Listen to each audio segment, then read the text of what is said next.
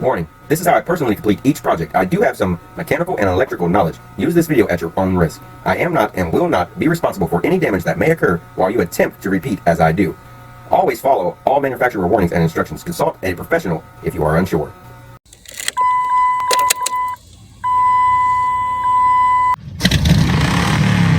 DADDYGVILLE'S World.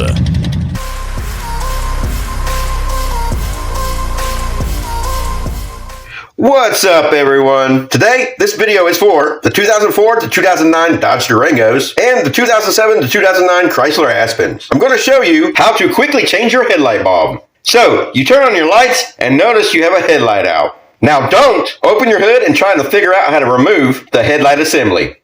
Just start your car and turn your wheel to the right and look in the front of your fender well. You will find this door. Now, open the door. There's your headlight. Now, reach in. Grab the bulb and turn it to the left towards the fender and pull it out. Now, this orange clip, push it up and pull the bulb out. Then plug in the new bulb, push the clip down, and put it back in. Now you got both headlights working again. If this helped you, make sure you hit the thumbs up. Thanks for watching. DADDYGVILLE'S World.